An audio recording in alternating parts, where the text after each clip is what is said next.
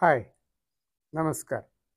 Technical फंडा देव दीक्षित म्हणजेच गंमत जगण्याची या आपल्या यूट्यूब चॅनलवरती तुम्हा सर्वांचं पुनश्च एकदा सहर्ष स्वागत आहे. यावेळेला मुख्यमंत्र्यांनी खरोखरच आपल्या महाराष्ट्रीयन नागरिकांसाठी खूप चांगल्या आणि हिताच्या योजना राबवलेल्या आहेत.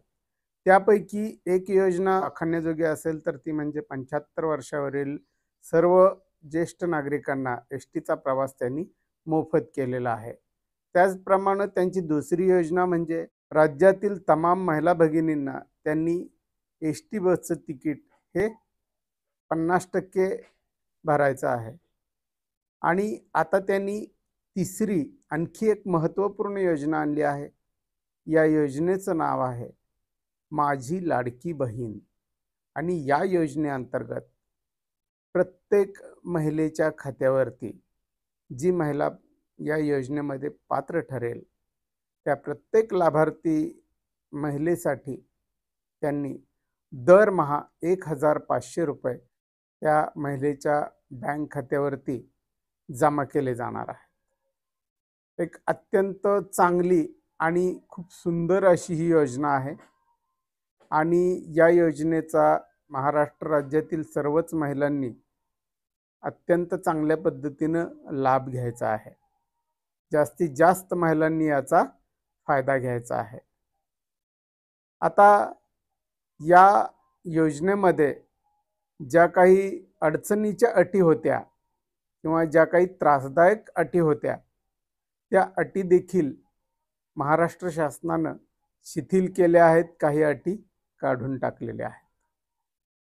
आता याच्यामध्ये त्यांनी काय शिथिलता केलेली आहे, काय पारदर्शकता आणलेली आहे हे आपण थोडक्यात बघूया. तर सगळ्यात पहिल्यांदा वयाची जी अट होती महिलांची ती अट होती 21 वर्षापासून 60 वयापर्यंत.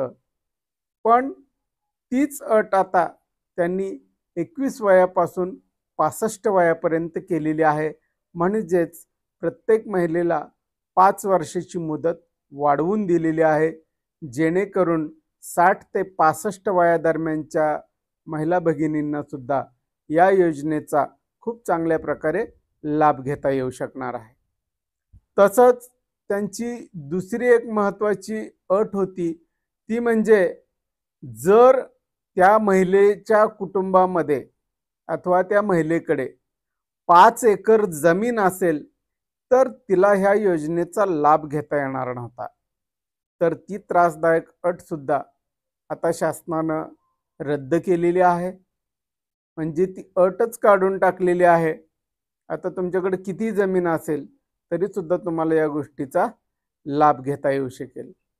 त्याच प्रकारे रहिवासी दाखला म्हणजेच अधिवास प्रमाणपत्र ज्याला आपण म्हणतो डोमासाईल, तर हे प्रमाणपत्र दाखल करण्याची जी पद्धत होती त्याच्यामध्ये त्यांनी सुधारणा केलेली आहे. आणि जर तुमच्याकडे रहिवासी दाखला नसेल तर 15 वर्षापूर्वीचं मतदान ओळखपत्र, रेशन कार्ड, उत्पन्नाचा दाखला अशा प्रकारचं कोणतंही एक प्रमाणपत्र या योजनेसाठी चालू शकेल. तर आता महिलांनी वाट न बघता, कुठलाही वेळ न दवडता ताबडतोब या योजनेमध्ये अर्ज दाखल करायचा आहे. आणि योजनेची मुदत देखील वाढवलेली आहे शासनानं. जी पूर्वी 1 जुलै 2024 ते 15 जुलै 2024 अशी 15 दिवस मुदत होती, त्याच्यामध्ये 2 महिने वाढ केलेली आहे. आणि हीच योजना 1 जुलै 2024 पासून 31 ऑगस्ट 2024 पर्यंत सुरू राहणार आहे.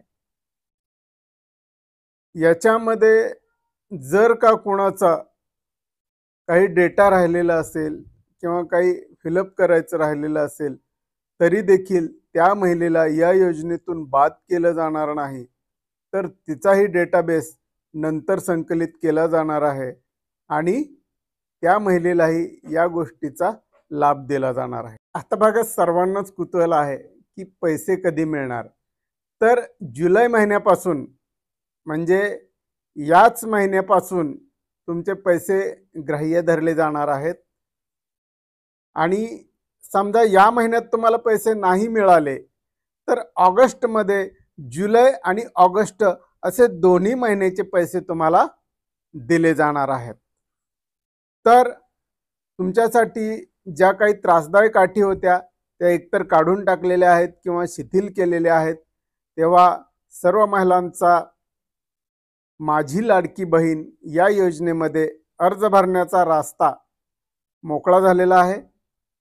तातडीनं सर्व महिला माता भगिनी यांनी अर्ज भरा आणि जास्तीत जास्त संख्येनं या सरकारच्या योजनेचा फायदा घ्या। आणि हा व्हिडिओ जे गरजू लोक आहेत त्यांच्यापर्यंत प्लीज सर्वांनी शेअर करून पोहोचवा, कारण सर्वांना या गोष्टीची गरज आहे। कागदपत्र जर तुम्हाला कळाली नसतील तर याच्या आधी माझा एक व्हिडिओ आहे कागदपत्राचा, तो पहा। नसेल तर त्याची लिंक मी या व्हिडिओच्या डिस्क्रिप्शन बॉक्समध्ये देतो, त्या लिंकवरून तो व्हिडिओ पहा, तुम्हाला कागदपत्रही माहिती मिळून जाईल। धन्यवाद।